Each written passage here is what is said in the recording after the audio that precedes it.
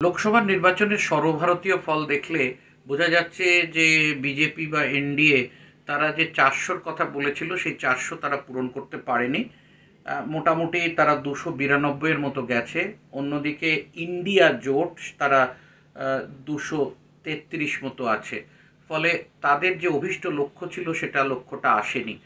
এই ফলটাকে কে কিভাবে ব্যাখ্যা করবেন?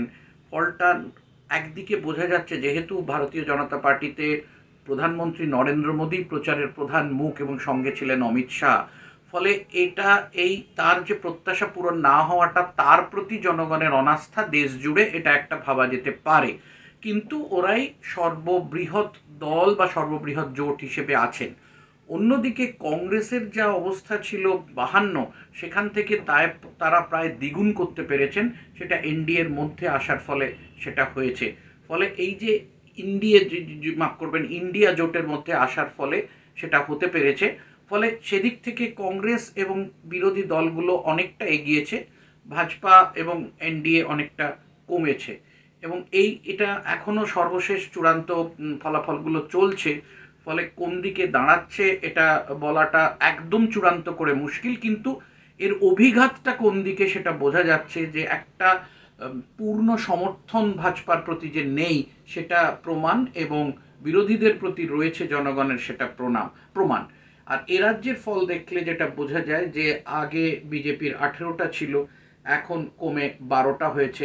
ফলে তৃণমূল কংগ্রেস অনেকগুলো আসন তারা নিজেরগুলো রাখতে পেরেছে এবং অন্যদের থেকে ছিনিয়ে নিতে পেরেছে। তৃণমূল কংগ্রেসের দাঁড়িয়েছে 29 এবং কংগ্রেসের 1, বামপন্থীরা কোনো আসন পায়নি।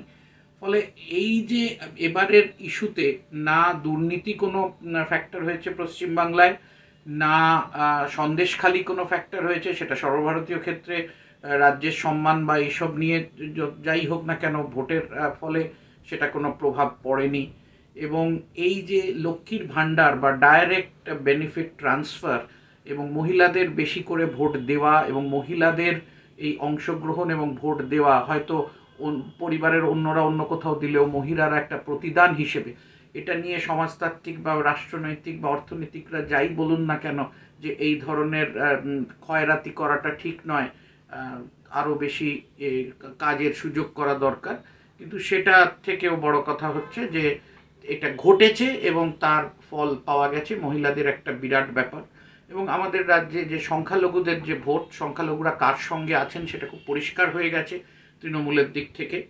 তৃণমূলের সঙ্গে তারা সাথ দিয়েছেন। ফলে অনেকগুলো আসন দক্ষিণবঙ্গে বিশেষ করে যেগুলো বিজেপির কাছে ছিল সে চলে এসছে, এবং উত্তরবঙ্গে বিজেপি তার যে জায়গাটা ছিল সেটা মোটামুটি কিছুটা হলেও মোটামুটি রাখতে পেরেছে।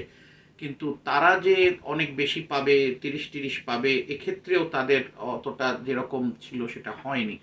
এবং এটা দেখা যাচ্ছে যে ভারতীয় জনতা পার্টির যে মূল ভরকেন্দ্র ক্ষমতার, একদিকে Suvendu Adhikari leader of the opposition, অন্যদিকে রাজ্য সভাপতি সুকান্ত মজুমদার, অন্যদিকে দিলীপ ঘোষ প্রাক্তন সভাপতি। ফলে এর সমন্বয় এবং একদম নিচের স্তরে যে সংগঠন যেটা করা দরকার বা ভোট পরিচালনা, সেদিক থেকে বিজেপির এ রাজ্যে এখনো অনেক ঘাটতি আছে। নেতৃত্বের কোনো মুখ নেই সেরকমভাবে। মুখ একজন তৈরি হতে গেলে অন্যজনের সমস্যা থাকতেও পারে, বা এইটা একটা সমস্যা দেখা যাচ্ছে। এছাড়াও আমরা দেখেছি যে এই যে এমজি নারেগার টাকাটা না আসা, এই ধরনের জিনিসগুলো হয়তো তৃণমূলে যে লাগাতার প্রচার করেছে, এবং তৃণমূলের প্রচারও ছিল মুখ্যমন্ত্রী মমতা বন্দ্যোপাধ্যায় এবং তৃণমূলের সর্বভারতীয় সাধারণ সম্পাদক অভিষেক বন্দ্যোপাধ্যায় রাজ্য জুড়ে প্রায় 105-10টার ওপরেও মিটিং করেছেন। মিটিং তো প্রধানমন্ত্রীও করেছেন 20টার বেশি। তো সেক্ষেত্রে এখানে বিজেপি পশ্চিমবঙ্গের দল হিসেবে এখনও আত্মপ্রকাশ করতে পারলো না, এবং মানুষ মমতা বন্দ্যোপাধ্যায়ের প্রতি আস্থা জানালো, এবং তৃণমূলের সর্বভারতীয় সাধারণ সম্পাদক অভিষেক বন্দ্যোপাধ্যায় রেকর্ড ভোটে জিতলেন, যেটা সর্বকালীন রেকর্ড লোকসভার। তো এই ফলাফলকে যদি আগামী 26-এর বিধানসভার একটা ভিত্তি হিসেবে ধরা যায়, তাহলে কিন্তু এটা দেখতে হবে যে এই ভিতটা তৃণমূলের শক্তপোক্ত হলো, যেটা বিজেপি কিছুটা নিয়েছিল বিগত লোকসভা নির্বাচনে। 21-এর বিধানসভায় কিছুটা ফিরে আসতে পেরেছিল, কিন্তু তারপরেও আবার তারা সেই ফিরে আসাটা রেখেছে। তৃণমূলের যে ক্ষমতাটা সেটা রয়েছে, সমর্থনটা রয়েছে।